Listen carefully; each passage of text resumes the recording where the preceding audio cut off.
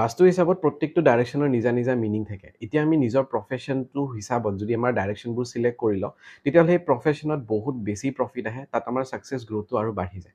যেনেকুৱা কোনোবাই যদি ফাইনেন্স ৰিলেটেড কাম কৰি আছে বা ট্ৰেডিং ৰিলেটেড কাম কৰিছে, তেওঁলোকৰ কাৰণে নৰ্থ ডাইৰেকশ্যনটো খুব ভাল। কোনোবাই যদি ছিংগিঙত আছে, পলিটিক্সত আছে বা কোনোবা ফিল্ম ইণ্ডাষ্ট্ৰীত আছে, য'ত মানে মেইনলি ছ'চাইটিৰ লগত ইনভল্ভ হৈ থাকে, তেওঁলোকৰ কাৰণে ইষ্ট ডাইৰেকশ্যনটো ভাল। যিসকলে ৰিস্ক টেকিং কাম কৰি থাকে বা ধৰক কাট ৰিলেটেড কাম কৰে, য'ত ফায়াৰ ৰিলেটেড হ'ব পাৰে, যেনেকুৱা কোনোবা চেফ হয় বা কোনোবা যদি নন ভেজ ৰিলেটেড কাম কৰে, তেওঁলোকৰ কাৰণে চাউথ ডাইৰেকশ্যনটো বেছি ভাল। আৰু যোনে লেবাৰ ৰিলেটেড বা প্ৰডাকশ্যন ৰিলেটেড কাম কৰে, তেওঁলোকৰ কাৰণে ৱেষ্ট ডাইৰেকশ্যনটো ভাল। চ' আমি যদি আমাৰ কামবোৰ ডাইৰেকশ্যন হিচাপত কৰোঁ, তেতিয়াহ'লে আমাৰ ৰিজাল্টটো বহুত বেছি আমি ভাল পাওঁ। আৰু দেখিব যি প্ৰফেশ্যনত আছে, ডাইৰেকশ্যন হিচাপত যদি আপুনি কাম কৰে, তেতিয়াহ'লে তাত গ্ৰ'থ বহুত বেছি হয়। চ' এনেকুৱা আৰু টিপছ পাবৰ কাৰণে ফ'ল' কৰি ল'ব। হোৱাটছএপ গ্ৰুপৰ লিংক দি আছে, য'ত মই কৰ্চৰ ডিটেইলছবোৰ জনাই থাকোঁ। আৰু যদি সেই কৰ্চ ল'ব ইচ্ছা আছে, তেতিয়াহ'লে সেই গ্ৰুপটো আপোনালোকে জইন